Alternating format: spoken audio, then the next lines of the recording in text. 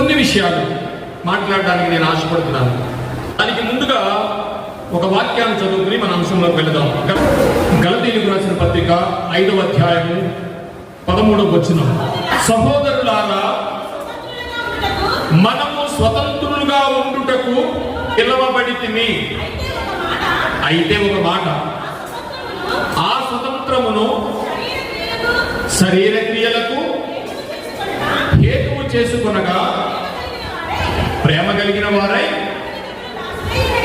ఒకరికొకరు దాసులయ్యుండుడి. చాలండి. ఏమండి, ఈ స్వతంత్ర దినోత్సవ సందర్భంగా దేవుడు కూడా మనతో మాట్లాడుతున్న ఆయన లేఖనంలో ఉన్న విషయం ఏంటంటే, ఆత్మీయంగా లేక భౌతికంగా మనం స్వతంత్రులమైతే అది ఒక దేశానికైనా లేకపోతే ఒక క్రైస్తవ జీవితానికైనా ఆత్మీయానికైనా లోకానికైనా ఆ స్వతంత్రం కూడా ఎడల మనం ఎలా ఉండాలట? ఒకరికొకరు దాసులయ్యుండుడి. చాలండి. చిన్న ప్రార్థన చేసుకుందాం. పరిశుద్ధుడా, ప్రేమగల తండ్రి, మహోన్నతుడా, మీకు స్తోత్రాలైనా గతించిన కాలం అంతలోని మీరు కృపలో భద్రపరిచారు. ఇదిగో నాయన, ఈ వాక్యాన్ని ప్రేమించి వచ్చిన ప్రతి బిడ్డకు పేరు పేరున మీ చేతికి అప్పగించుకుంటూ, అల్పుడనైన నేను ఈ దినాన్న కొన్ని మాటలు ఉచ్చరించడానికి మీరు ఇచ్చిన అవకాశానికి మరొకసారి కృతజ్ఞతాస్తుతులు చెల్లిస్తూ, చెబుతున్న మాటల్లో నాయన సొంత జ్ఞానం కానీ సొంత ఆలోచన కానీ లేకుండా కేవలం నీ నోటి బోరుగా కొన్ని మాటలను వినిపించడానికి మీరు గొప్ప చూపు నడిపించండి. ఈ క్రైస్తవ జీవితాన్ని మేము నడిపిస్తుండగా కొన్ని భౌతికమైన లోపంలో పడి నాయన కొన్ని విషయాలలో మేము మొగ్గు చూపుతున్నామేమో, అలాంటి విషయాలు మీరు మాతో మాట్లాడి మా జీవితాన్ని సరిచేసి నడిపించడానికి మీరు గొప్ప చూపమని, ప్రత్యేకంగా ఈరోజు కొన్ని మాటలు మాట్లాడడానికి మీరు ఇచ్చిన ఈ అవకాశానికే నాయన, అల్పుడనైన నేను, స్థలము నీది, సమయం నీది, మేమందరం మీ వారము. పలుకుతున్న మాటల్లో మీరే ఉండి పలికించి ఆయన ఆ మాటలు పలుకుతున్న పలుకులు కేవలం మా క్రైస్తవ జీవితానికి ఉపయోగపడడానికి మీరు కొరకు నడిపించమని ఈ చిన్న ప్రార్థన యేసువారి ప్రశస్తమైన నామంలో మిక్కిలి వినయంతో బ్రతులాడి వేడుకుంటున్నాము తండ్రి. ఆమేన్, ఆమేన్. ప్రియ దేవుని సంగమా, ఈ సమాజాన్ని మనం చూసినట్లయితే దేశభక్తి పేరిట అనేకమైన అకృత్యాలు జరగటం మనం కళ్ళారా చూస్తున్నాం. ఎలా జరుగుతుంది అంటే, దేశభక్తి అనగానే ఇగో దేశభక్తి అంటే వాటిని ఇలా ఉండాలి అని ఒక హింసాత్మకమైన స్థితిలో మనం చూస్తూ ఉన్నాం.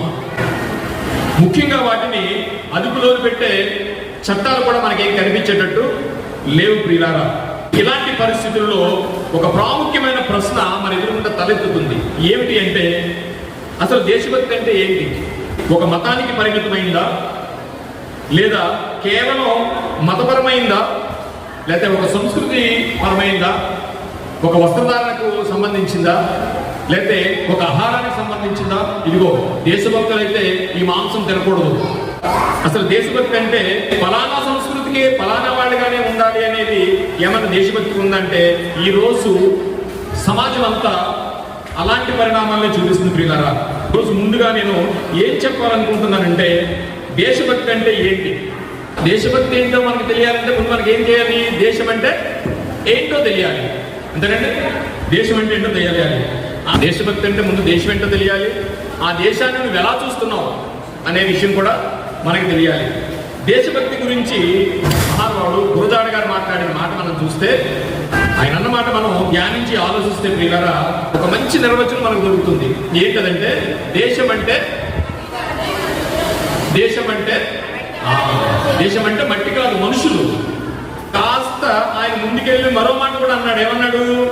వట్టి మాటలు గట్టి పెట్టి, ఏమన్నాడండి? గట్టి మేలు తలపెట్టబోయి. ఇప్పుడు మాటల్లోనే దేశభక్తిని చూపిస్తున్నారు. ఆ మాటల్లో దేశభక్తిని కనపరుస్తున్నారు అంటే, దేశభక్తి ఏదో ఒక వర్గానికి చెందినట్టుగానే ఈ లోకం అంతా కనిపిస్తుంది ప్రియులారా. తోటి దేశస్తుడికైనా మేలు తలపెట్టడం, మరి ఎంతవరకు మేలు చేస్తున్నాం?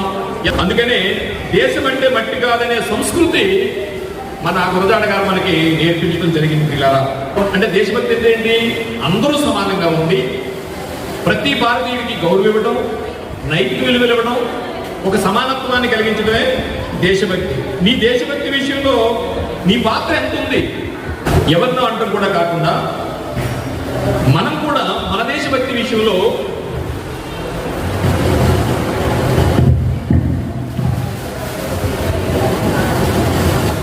ఎవరినో అనడం అనేది పక్కన పెడితే మన దేశభక్తి విషయంలో కూడా మన పాత్ర ఎంత ఉంది?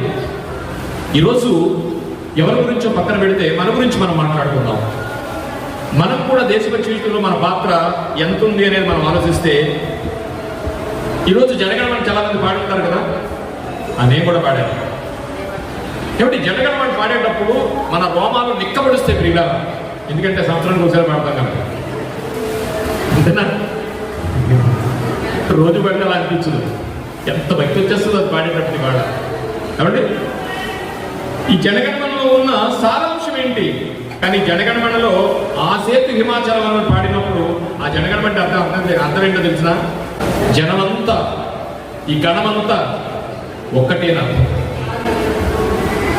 ఆ సేతు హిమాచలం అంటే భారతదేశంలో ఉన్న అన్ని ప్రాంతాల వారు జనమంతా ఒకటే గణం. ఆ జనగణమనకి సారాంశం. కానీ ఎక్కడ ఎవరు దాన్ని చేస్తున్నారంటే మనం ఏమన్నా చేయగలుగుతున్నాం కూడా మనం ఆలోచించుకోవాలని ఈరోజు నేను చెప్తున్నాను అనమాట. ఇలాంటి వాతావరణం మతం పేరట, కులం పేరట, అనేక విధాల పేరట దేశభక్తి అనే విషయాల్లో ఒక మారణ హోమం జరుగుతున్న ఈ సమాజంలో మన వీధిలో ఏమైనా జరుగుతుందా?